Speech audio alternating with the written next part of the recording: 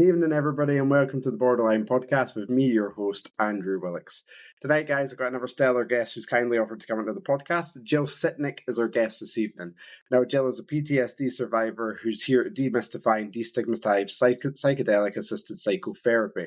Now, I know this is going to be new to a lot of you, and I'm sure you're going to be blown away by the data that backs up everything that Jill covers during this very special episode. And I'm not going to leave you guys waiting any longer. I know I've hyped this one up for a couple of days now, so please enjoy, and here's the amazing Jill Sitnick. Thanks. Jill, thank you so much for coming on the Borderline Podcast. It's an absolute pleasure to have you to share your knowledge and your story. Like I spoke to you about before we start recording, this is going to be incredibly new information for a lot of people. It's going to be a great learning curve for a lot of people, and hopefully it'll open up a lot of doors and ideas in people's thoughts. So, just what's all available out there. So, without further ado, Jill, could you just then tell us a little bit of your backstory, why your university process past, and what you're going to share with us tonight? Well, so Andrew, thank you so much for having me. I appreciate you taking the time. I talk about MDMA therapy for PTSD, and for those who are saying MDMA, what's that? That is actually a psychedelic. So technically I talk about psychedelic-assisted psychotherapy that in the States is supposed to be FDA approved coming this August. So Australia has already approved this therapy. The US is looking to do so. Canada is also very active. And I think the globe is looking at what the US is going to do before a lot of other countries move forward. So I think that's why our paths crossed a little bit to kind of talk about maybe the future of things. Ultimately, I share my story of childhood trauma-induced PTSD that I was not diagnosed with until my late 40s, and what MDMA therapy is, since it's a medical procedure, to help people understand this relatively new healing modality. So that's me in a minute to just kind of give folks an overview of who I am. Brilliant. Thank you so much for sharing that. So, if you don't mind, could we maybe take the story to the start? Yep. And just kind of go through. It's a long period, instead of 4 years, but there's obviously gaps to fill in there. If you could fill the gaps as much as you can, and just in your own time. Yeah. So to give people an idea, I grew up with parents who were not equipped to be parents. My father was kind of psychopathic narcissist, liked to beat up my mother and myself, lots of verbal abuse. My mother, unfortunately, was clinically depressed her entire life. She came into the marriage depressed, and that continued. And she attempted suicide multiple times throughout her life. The watershed moment was when I was 5. My mother, in trying to escape my father, I've now learned that. When I was 5, she actually tried to commit suicide via a shotgun. She survived a shotgun wound to the belly, but that then created a little bit of a respite from the abuse from my father, but quite a bit of not knowing where I was going to live. I was living with relatives and things of that sort. A lot of disruption throughout my childhood. Throughout the rest of my childhood, at one point, my father threw me out of his house. At one point, my mother threw me out of her house. I went to college for 1 year. I came back. My father thought he was going to be able to start hitting me again. I got out on my own, and I wound up meeting a lovely man, my partner, Carl, and I was with him for over 20 years. And what I have learned is that I never dealt with my childhood stuff, primarily because that relationship, that loving relationship with Carl, regulated my nervous system. I was always an anxious girl. I was always a type A workaholic. I just thought that was me. I never connected it to my childhood. Well, unfortunately, Carl passed away. And about 18 months after he passed away, when the widow's fog was starting to dissipate, I got a work email that, this is the craziest part. I got a work email that was a level 1 in terms of issue. But for me, it was just a trigger. And I was just 100% sure I was going to lose my job, never be able to get another job, lose my house, be living on the streets. Like, I just had this overwhelming sense that bad things were going to happen with very little prompting. It was a silly work email. And ultimately, I went back to after months of me being in this hyper vigilant, what's going to happen, bad things are going to happen, and I'm not prepared. I went to my therapist who had helped me with my grief work because I had treated myself to a therapist to help me with the grief work. And after months of talking to her, she's the one who diagnosed me with PTSD, that my physical responses were a response from my childhood trauma, which was a surprise to me. She was in a program to become a psychedelic-assisted psychotherapist. She told me to go look at the clinical trial data that's at maps.org, maps.org, because those folks ran the clinical trials. And very long story short, I agreed to the therapy to work with her and her mentor, who was a medical doctor at the time. And 1 year, 3 therapeutic journeys or 3 therapeutic psychedelic procedures. I then no longer qualified for that PTSD diagnosis. I was not suicidal, and I was able to carry on. I had healed the capital T traumas. I was able then to continue on and heal the lowercase T traumas. And so, yeah, there you go. That's a whole lot of information there. I'm sure I've created a lot of questions.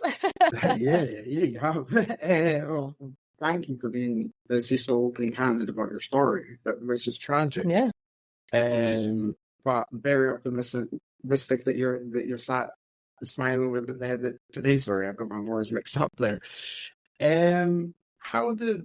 So obviously there's a gap, a long period of gap. Were you on any kind of what I'm going to describe as conventional treatments before you started looking at the psychedelic approach, or was that just, here's something new and maybe this will work? I think so. I'm Generation X. I'm a child of the 80s. I did not know, in my mind, other people had way worse childhoods than I did. At least I had food. I had some housing insecurity. I had a little bit of food insecurity, but fundamentally, at the end of the day, there was always a roof over my head. There were always clothes. There was food. It wasn't great sometimes, but whatever. And so I think in my head, I knew my childhood was different, but I don't think I realized how much trauma I was carrying in my body. I should say I did not know that. And so throughout my adulthood, again, in that lovely relationship with Carl, who regulated my nervous system, it never even occurred to me that my hyperactivity was really vigilance from childhood abuse. I didn't know that. I didn't have any sort of intervention. I'm using the word intervention until after Carl passed. I had treated myself to therapy because with grief, it was the first time I had experienced grief, and it was vicious. And so that was the first time. At one point, I think like 6 months after his passing, I went on Wellbutrin, which is antidepressant, because what I did not know was that the PTSD symptoms were actually starting. My therapist and I thought it was just kind of part of the grieving process. So I was maybe on Wellbutrin for 6 to 8 months. I had to get off of Wellbutrin before doing the psychedelic journeys. But that's really the only intervention that I had in terms of mental health.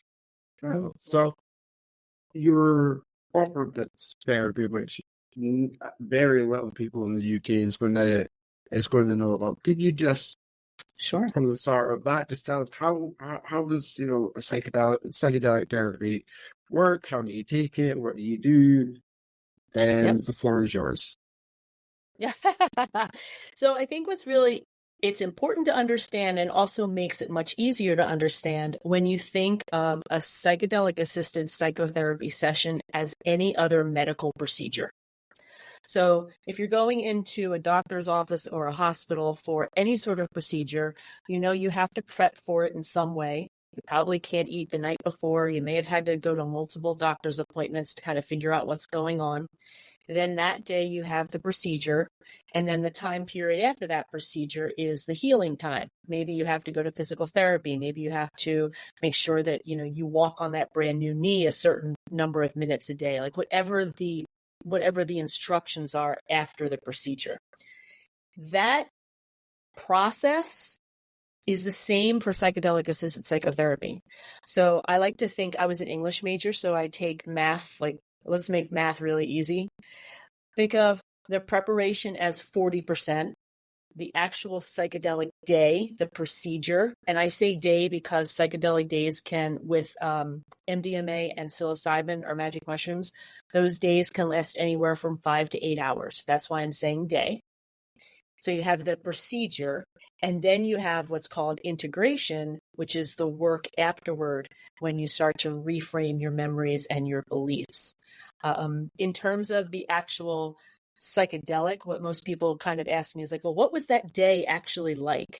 Well, after the months of prep, myself, my therapist, and my guide, who was a medical doctor at the time, so I know I had medical grade MDMA. The street name for MDMA is ecstasy or Molly, and sometimes, unfortunately, those street drugs are cut with things that they shouldn't be cut from. I knew I had straight medical grade MDMA. And for me, it was just going to this place, this lovely decorated place with multiple seating areas and a mattress and lots of blankets. And it was nice and warm. I'm always cold, so it was nice and warm. And after sitting and talking to my therapist and guide, we made sure I knew what my intentions were, what my goals were for the session. I took the 2 MDMA capsules, and the day was off to the races. And that's pretty much the same procedure for all 3 journeys. Hey, I've got to ask there. Were you nervous beforehand? Oh gosh, I was not a. When my therapist first offered this to me, I said no. The only thing that had gotten me through my childhood was my brain, and the idea of.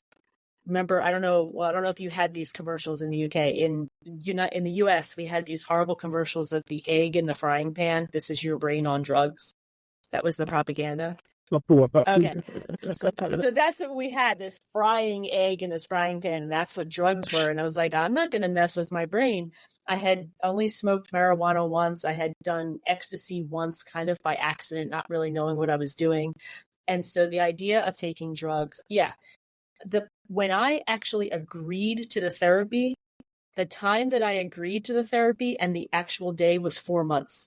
We spent a lot of time going through what I wanted to heal, but also every single question, is it going to make me throw up? Am I going to go crazy afterwards? Am I going to get addicted? Like all of these questions that everybody has, I had those same questions and all of them were answered. It's not addictive. As long as you're screened properly and don't have schizophrenia or a mania or a heart issue, because it is a stimulant, you're fine. I was screened my health way. I was promised that if I do throw up, I'll be taken care of. MDMA is taken at raves and parties every single weekend. That's not what it does to you. So for me, it was just getting all of those questions answered. And I was very nervous because you just don't know what things are like. And that first journey, I actually shut that journey down like at hour 5. Like I was like, my inner children have had enough. And it wasn't until literally an hour and a half after that first day when I started to feel the therapy working that I was like, oh, this works. We can do this again. That's obviously one of the major problems in the UK when we're talking about therapies like that is that there's a very anxiety-inducing effect to the therapy because it's so misunderstood and researched from our side. So thanks a lot for that. So obviously you talked about you're a little bit fearful, a little bit nervous. How was that journey? It was obviously quite short, but very effective, I'm assuming. Could you just tell us about that first time? Tremendous. Yeah, I mean, it's weird to say that a 5-hour procedure is short, but it was comparatively. My other journeys easily went 7-8 hours. So I think your question was, what was it like? MDMA is a psychedelic. People actually argue whether it should be called a psychedelic or not, because MDMA does not produce the visuals. You're completely coherent. We recorded, my doctor and therapist, we recorded on my phone, except for the second one. There was a tech glitch on that one, but we recorded. So I actually have the transcript of me going through the journey. I don't sound drugged. I don't slur my words. The only thing I didn't do was I didn't lie. Like my entire life, I had kind of little white lies about my background and my history. none of that came out in the journey. It was like I either just told the truth or I didn't talk. I think what's interesting is that for the very first time, I heard my inner voice. And there are some people out there that are like, are you kidding me? You've never heard your inner voice? And then there's other people like me before this therapy have been like, what are you talking about? You have an inner voice? What's that about? And so for the first time, I kind of heard my inner intuition, and that was fascinating. And then the second thing I think that really applies in terms of the healing modality for this therapy is that for the first time, my body calmed down enough. And for people who are just listening, I'm putting my hands on my shoulders because I feel like my entire life, my shoulders were at my ears. MDMA for trauma calms the body's fight and flight response. And so for the first time, I felt comfortable saying to two people in the room that I knew for a fact that if my father was in the room, he'd be trying to kill me with his hands around my neck. And that, like, that's how much I was scared of him. That's how much I knew. I never would have said that to anybody in real life. It would have been too scary and frightening. But I found myself in this journey being when I listen to the transcripts, it's like almost a little embarrassing because I'm so adamant trying to explain to two people just how much my father wanted me dead. And obviously that is not the case. That was just the fear from a toddler being beaten, kind of ingrained. But those were the two big ones. I was finally able to talk about the most scariest thing to me. And I was able to hear my inner voice. That's what the therapy was like while going through it. Yeah, I think it's something you touched on there was little white lies, and because something I think about with just talk therapy, taking the UK again, it's starting us the service that we can get in pastoral therapy just now, and a lot of that's privatized too. But talk therapy is only as effective as you can make it, because if you don't let everything out, you're suppressing that inner voice once more, and that is so negative. So to have that allowance, that acceptance to be able to talk openly as you can must have been life-changing for you. And I'd say thanks again for sharing that so honestly. Would there be, PTSD has been around for a long time. So could you just explain why MDMA psychedelic therapies would be more effective than the textbooks that we've been using for years gone past? Well, in the United States, depending on the source that you look in, there's two sources, so I'm not exactly sure which one is right, but on average, they say that 10 to 17 veterans a day in the U.S. attempt suicide due to PTSD. And so when you hear that kind of statistic, it makes it clear that the regular protocol, primarily talk therapy that we have, is not doing a good enough job. It's not fast enough. Maybe there aren't enough practitioners. There's probably 10 or 15 reasons why the current healing modality for PTSD is not working at the level that it should be working. This particular therapy what's interesting is that a lot of different psychedelics are being clinically tested right now for PTSD healing. So you're going to hear a lot about psilocybin or magic mushrooms and the research there. You're going to hear about bufo or 5-MeO-DMT. Those are the same things. You're going to hear a lot of this can cure PTSD or this can heal PTSD. And a lot of them can, depending upon the type of PTSD that you have. So I'm very, very clear in my book and my story that I talk about these 3 therapeutic journeys healed my PTSD symptoms. I was no longer suicidal. I thought I had a future, and, I wasn't afraid that the universe was going to come after me. But I still had a lot of other trauma to deal with. So in that instance where you've kind of been marinated in trauma, MDMA is super helpful because it calms your system down. And for people who've been scared their whole life, that calming of the body is it's a new feeling. It's incredibly helpful to start processing things. You're going to hear other medications like psilocybin or 5-MeO also healing PTSD.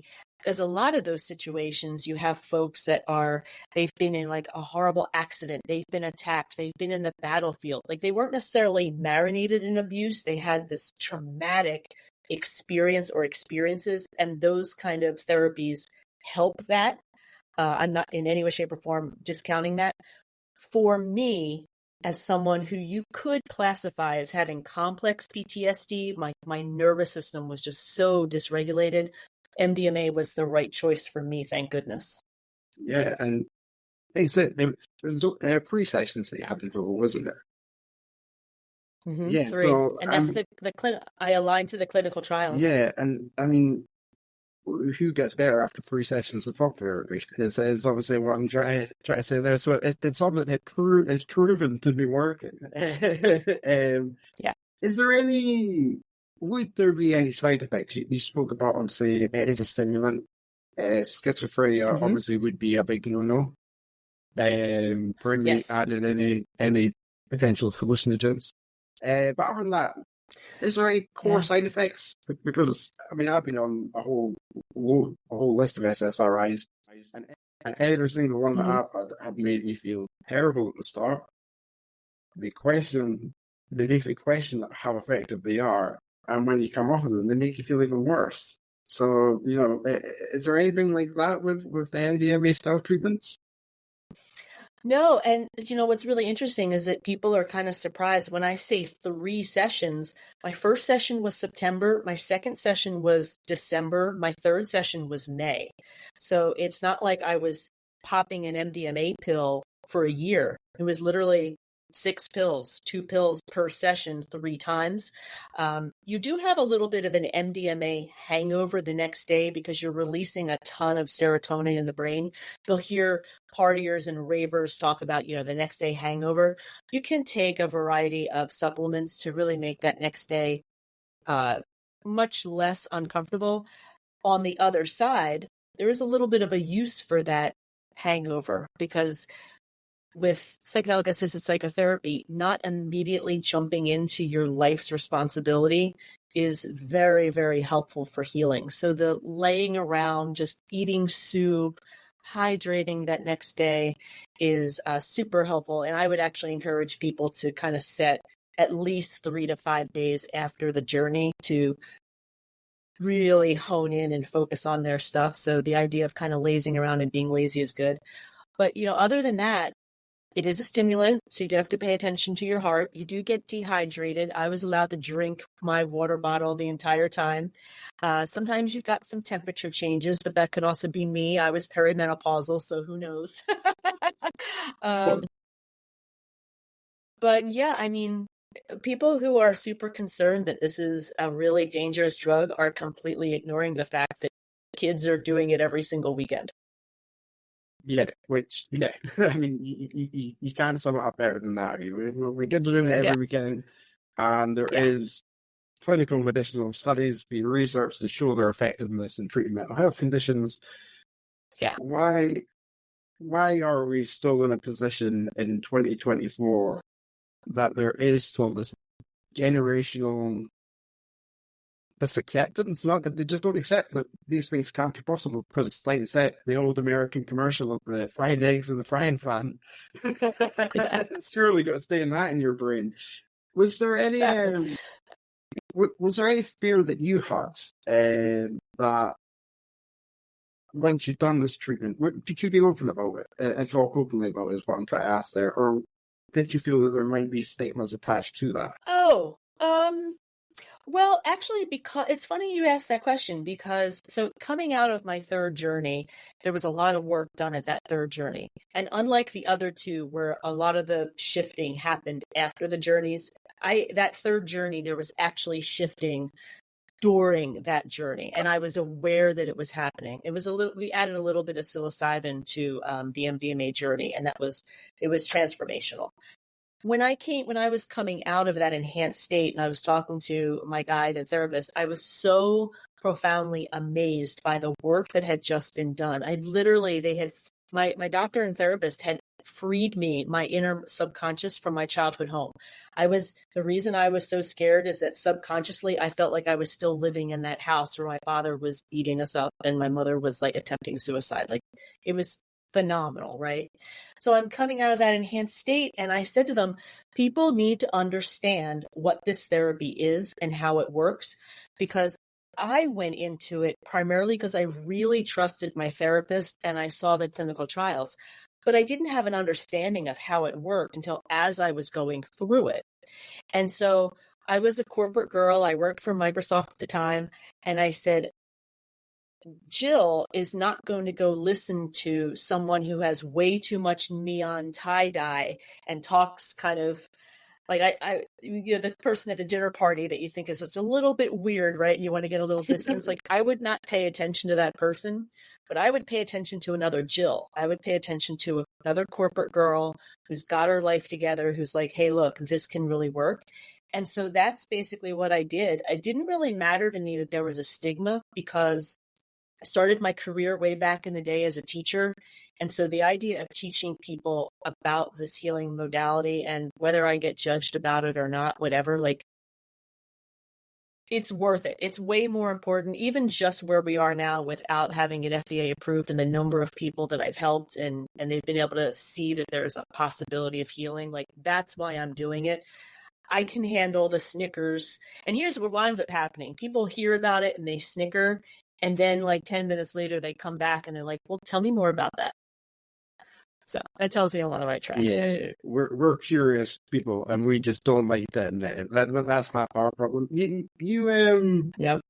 Your first journey, then you added a little bit of psilocybin into it. Could Third. you just could you just outline the differences between what would be a purely MDMA treatment and obviously the introduction of psilocybin? Yeah, so the first two journeys were just solid MDMA. I had a lot of physical trauma response that needed to be calmed down, to be talked through. Halfway through the integration, so my second journey was in December. So like around March of the following year, I had this nightmare about not being able to leave my childhood home. And long story short, and I was an English major, so I'm all about the imagery and the visualization. Like, it's one of the ways that my therapist and I work together. I could not visualize leaving my childhood home. That little girl at 5, like, the door that used to be in the house wasn't in the house. And after like literally months talking to my therapist about this, it was just the weirdest thing. And so my doctor said, if we reach this block, it's a pretty big block. If we reach this block in the journey, would you be open to having a little bit of psilocybin to see if we can get past this block? And I was like, I had never taken psilocybin before, but at this point, I completely trusted my doctors. And I'm like, yeah, fine. After I asked 10 million questions about what psilocybin and magic mushrooms were. And that's ultimately what happened. Halfway through that third journey, we could not, even under the influence of MDMA, the door to that house did not exist. And so my doctor gave me a very small dose of psilocybin. And within an hour, that was very visual.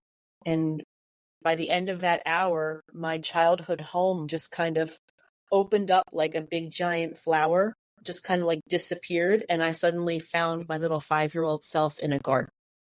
It was incredibly visual. It's called a hippie flip, where you have psilocybin with MDMA. It's not uncommon. It wasn't in the clinical trials, but in the underground here in the US, it's not uncommon, especially for large blocks like I have, or like I had. And I just have to really appreciate and thank my doctor and therapist for having the foresight to say, we might need to add something here, because this is clearly something really big in your subconscious to deal with. Yeah, that's true. And like you say, go back to the clinical data. These are medical professionals that are advising you.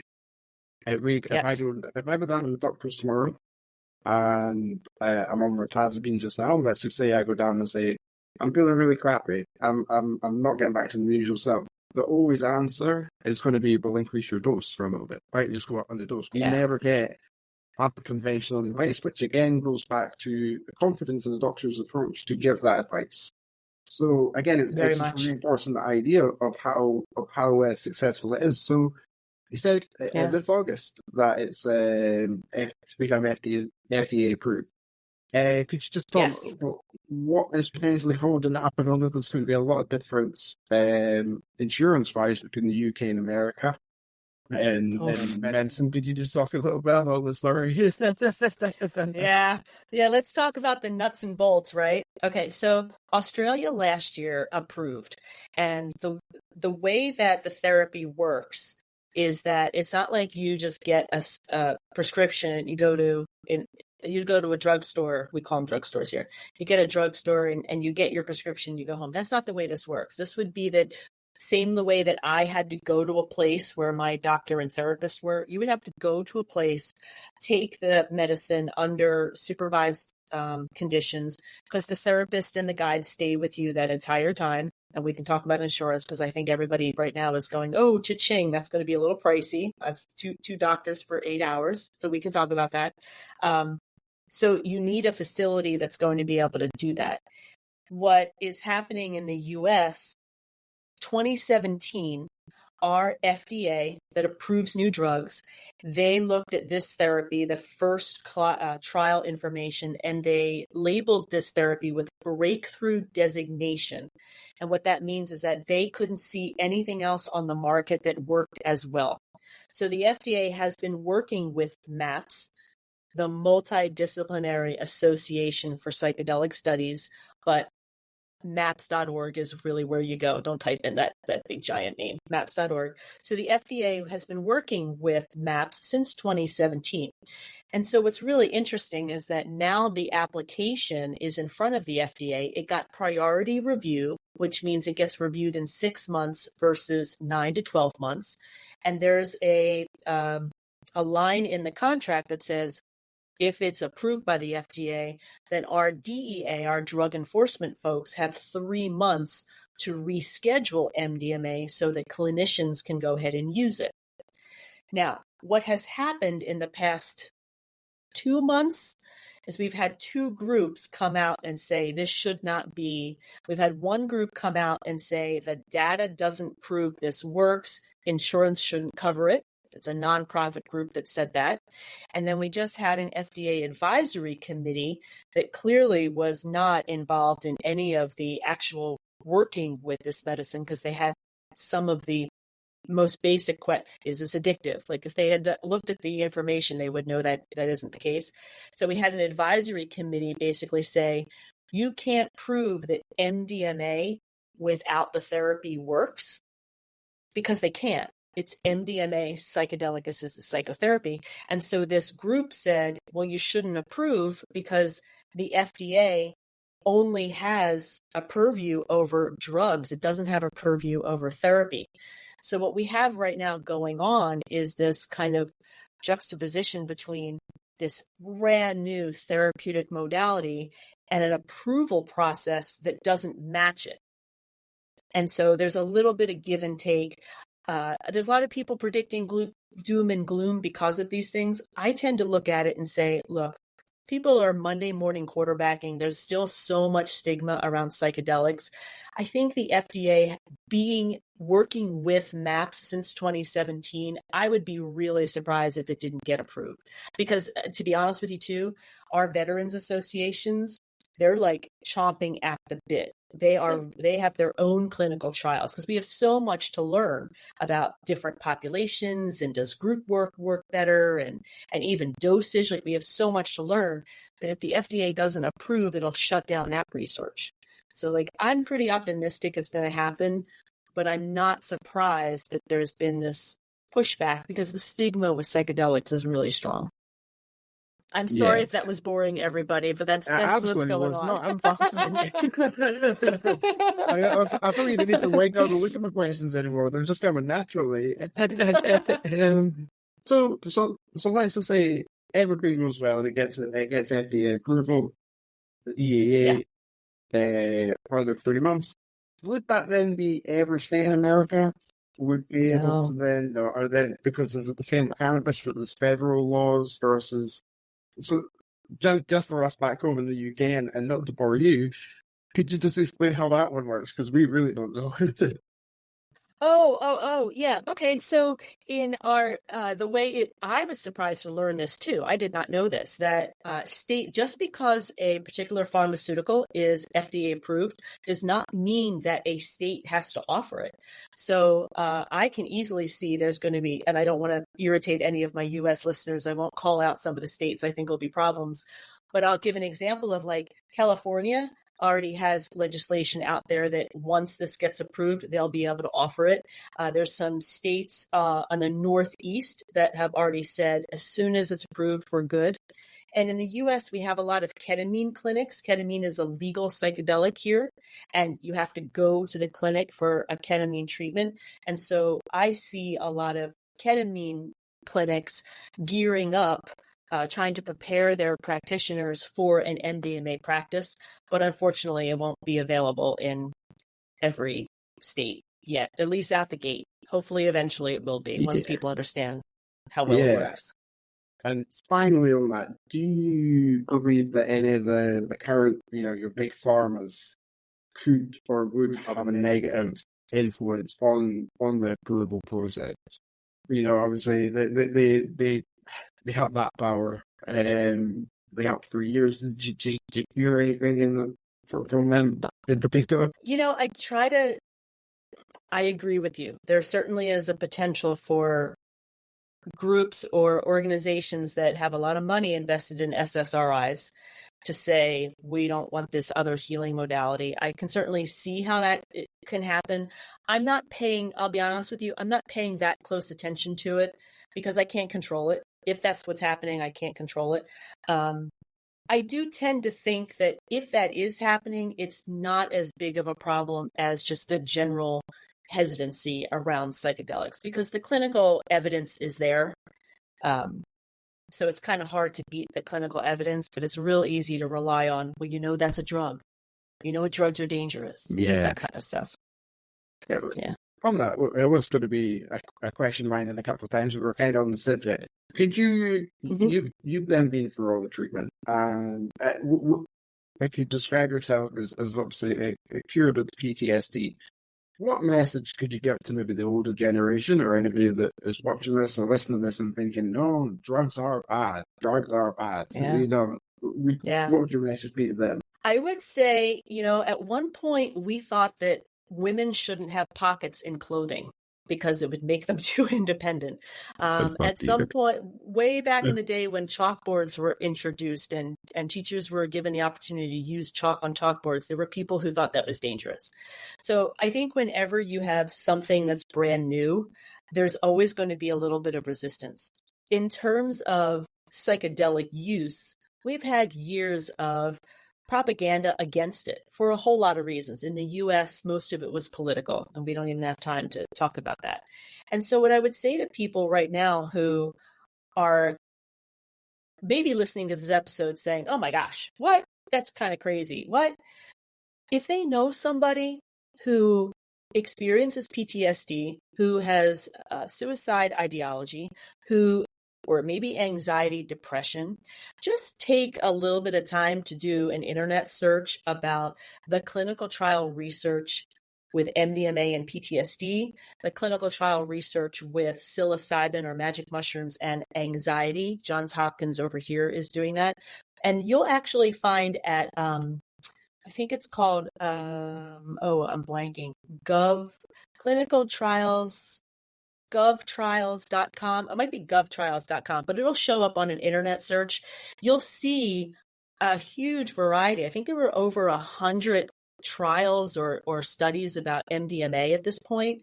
So this is not new. It might be new to you. This is not new. And if you know someone who is suffering, or if you're suffering, it's a real easy, the easiest fruit to pick is literally just doing an internet search to find out what's going on, because this is not new to the researchers.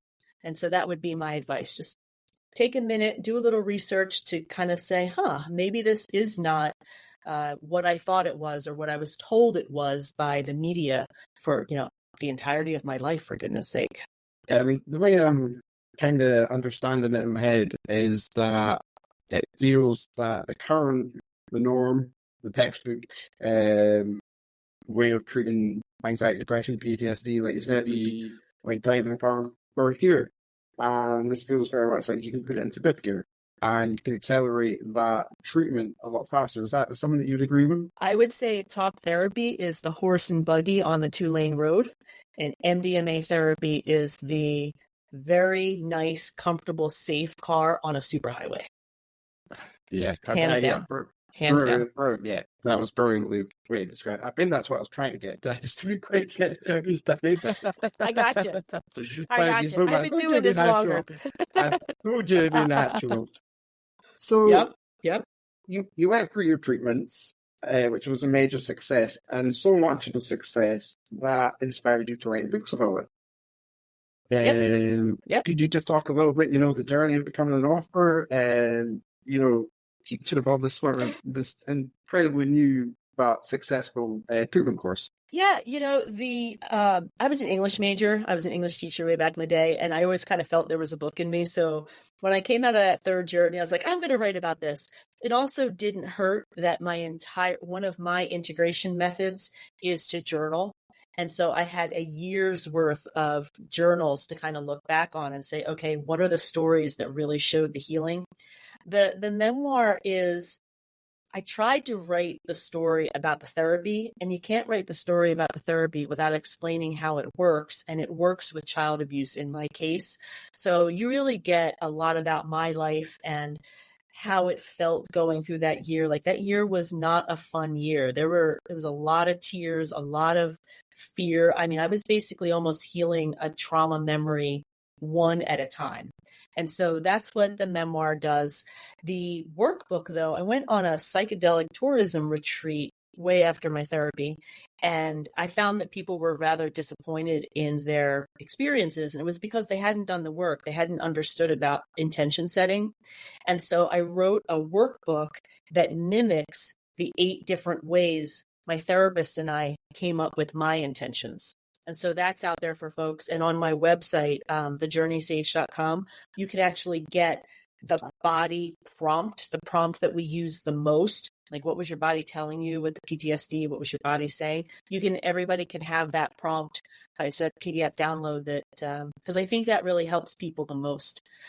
And that's really it. It was just my teaching stuff. And then I started my YouTube channel because TEDx rejected my talk, because this therapy is not FDA approved. So they rejected a lot of men talking about psychedelics, but I didn't get approved. And so that kind of irritated me. And I started my own YouTube channel, basically creating the content that I wish had been around when I was going through the therapy. So if people are like, well, what really is this? Check it out on YouTube, because that's where I talk about it even more candidly. Thank you. Thanks for that. And just very Jonathan, all these links are going to be right in the episode description at the back. So if you are listening to this and you're thinking, shoot, I forgot that you rewind, don't pause. They're all going to be there at the very end of the episode. So you spoke there of how important intention setting is. Could you just describe again exactly what intention setting is? Yeah, what's really interesting is that I like to say, and this is Jill's way of saying it, I like to say that the medicine highlights the memories that your intentions focus on. So, and I know that sounds kind of woo-woo-y.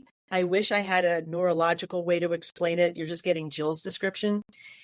That my intentions going in were, why am I so scared? My adult life has been really pretty great. I've got a lot of security and safety. I've got plan A, plan B, plan C. I got plan Z at this point. Why do I not feel safe? And so my intentions were all about fear, figuring out why.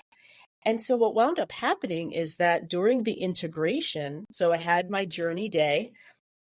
During that time, the medicine, MDMA in this instance, seemed to highlight different memories that the days, weeks, and even like a month or two after that MDMA journey, I was remembering childhood memories and looking at them. They were kind of like on a screen. They were like, so I wasn't scared.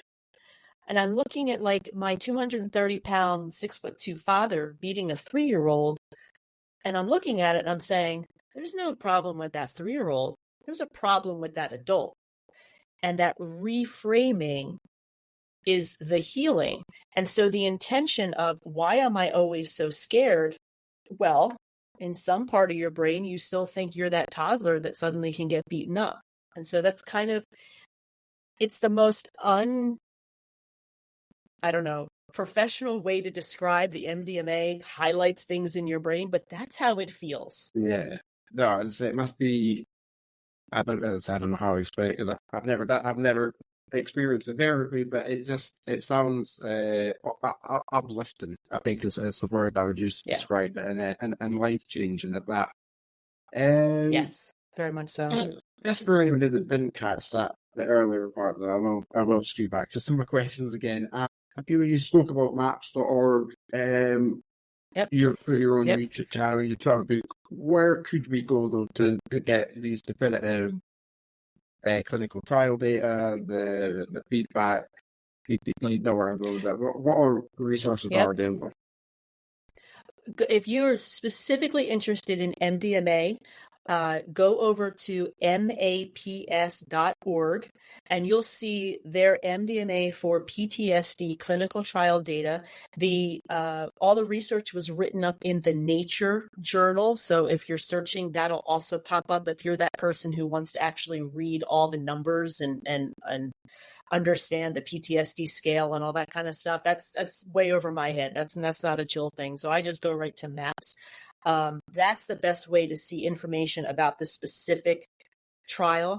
If you want to learn about additional clinical trials, MAPS is a great place to start. If you're a veteran from the US, if you're a veteran, go over to the VA because they are actively creating new clinical trials and they are recruiting.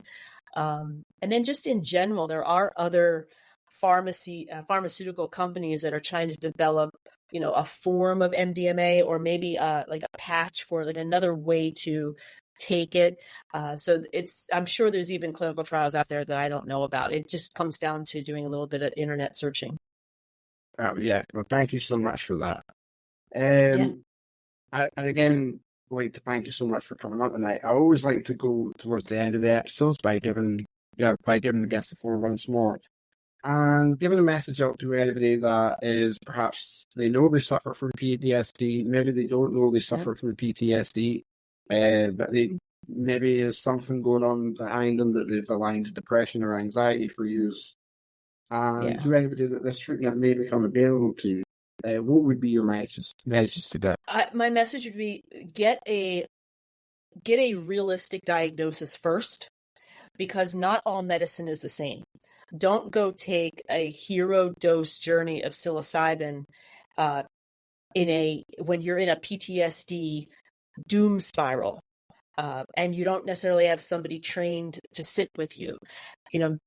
Treat psychedelics like you would treat any other medicine, and that medicine, you would not take a pain reliever just because you wouldn't take a pain reliever. I don't know. because of hair loss. Make sure that you're taking a medicine that is actually aligned to the particular diagnosis. So that's the first step. Second step, do a lot of research. Psilocybin for depression has a lot of information out there, anxiety, that kind of thing. And then I would say too, if you're really, really serious, there is an underground. You can start doing some internet searches. You can start asking around and you'd be surprised at who you'd find. And I would just say at that point, really vet out who you're working with. Don't work with the kid who's had 3 mushroom trips and thinks that he can solve the world's problems. Make sure you're working with somebody with a therapeutic background or a long history of working with medicines therapeutically, because there's a lot of people underground who are doing this work. And thank you for that. That was actually one more thing I was going to ask was about the hero dose.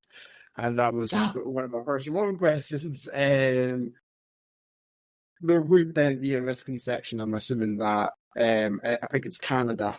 There's a guy in Canada, I can't remember his name, but he swears by around 4 grams of mushrooms in a dark room for 12 hours by himself, and that sounds completely terrifying to me. Right. Just to be clear, that is not what we're advising on the sessions. Absolutely not. Right. Would you jump into a 12-foot pool if you've never swam before?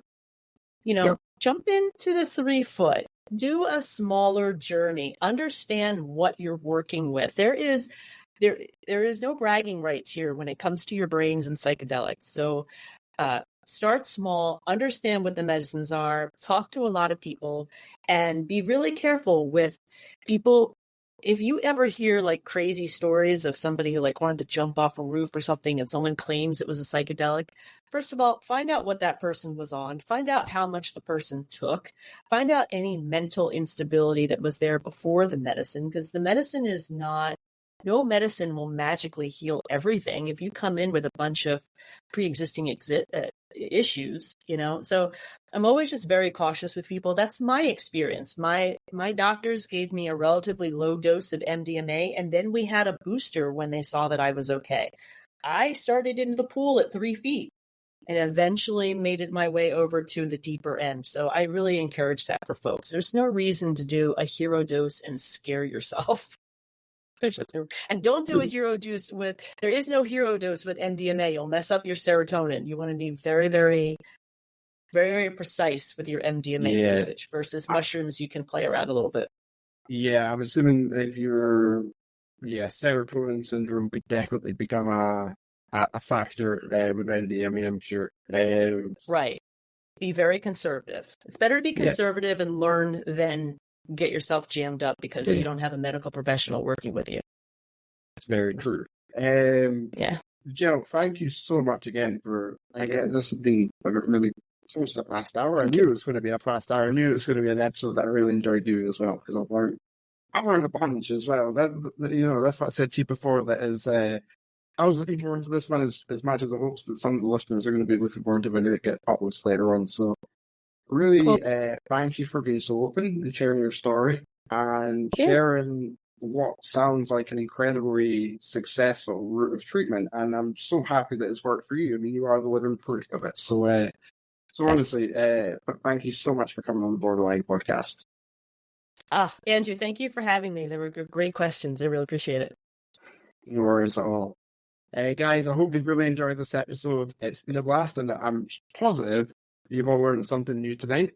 It's been a little bit out of the norm, but that is the way that we like to do things on the show, and we like to cover every approach to make sure that nobody is left questioning what else could we have done.